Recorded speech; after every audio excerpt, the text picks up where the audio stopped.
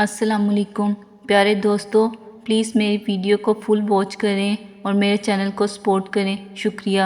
اللہ تعالیٰ آپ کو ہر اس چیز سے نوازے جس میں آپ کے لیے خیر و برکت ہو، اطمینان ہو، دل کا سکون ہو، آمین۔ سچی باتیں، مشکل راستے اور سیدھے لوگ اکثر لوگوں کو پسند نہیں آتے۔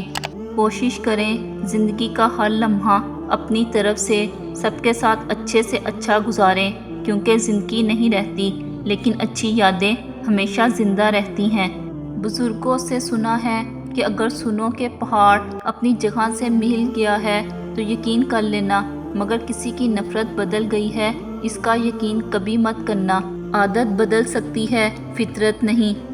دولت ایک ایسی تتلی ہے جسے پکڑتے پکڑتے آدمی اپنوں سے دور نکل جاتا ہے۔ کچھ لوگوں کے لیے ہاتھ اٹھانے نہیں پڑتے، ان کے لیے دعا دل سے نکلتی ہے۔ زندگی ایک نعمت ہے، ہمارے لیے نہیں بلکہ دوسروں کے لیے۔ ہم کیسے اس نعمت کو استعمال کرتے ہیں؟ غیبت کے لیے، ملاوٹ، بدنامی، رشتوں کو جدا کرنے کے لیے یا رب کی رضا کے لیے؟ اچھے انسان کی تعریف کے لیے اتنا ہی کافی ہے کہ یہ کسی کو تکلیف نہیں دیتا۔ کیا آپ نے کبھی میٹھے کریلے دیکھے ہیں؟ یہ وہ لوگ ہوتے ہیں جن کے دل میں بغض اور زہر بھرا ہوا ہوتا ہے مگر بول ہمیشہ میٹھا بولتے ہیں۔ اللہ تعالیٰ ان میٹھے کریلوں کے شر سے محفوظ رکھے، آمین۔ جن کو علم ہو جائے کہ اللہ بڑے غور سے سنتا ہے تو پھر وہ اپنی کہانی کسی اور کو نہیں سناتے۔ لوگ مطلب کی بات سمجھ لیتے ہیں، بات کا مطلب نہیں سمجھتے۔ دعاؤں کا کوئی رنگ نہیں ہوتا مگر جب قبول کر لی جاتی ہیں تو پھر اپنا رنگ دکھاتی ہیں، پھر موزے ہوتے ہیں، پھر تقدیریں بدلتی ہیں۔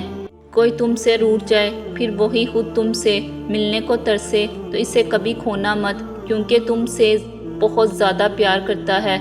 آج کل ضرورتیں طے کرتی ہیں کہ لہجہ کتنی دیر میٹھا رکھنا ہے۔ سننے والا سن کر، دیکھنے والا دیکھ کر اور سہنے والا سہ کر خاموش ہو جائے تو سمجھ لو اس کا معاملہ خدا کی عدالت میں پہنچ گیا ہے۔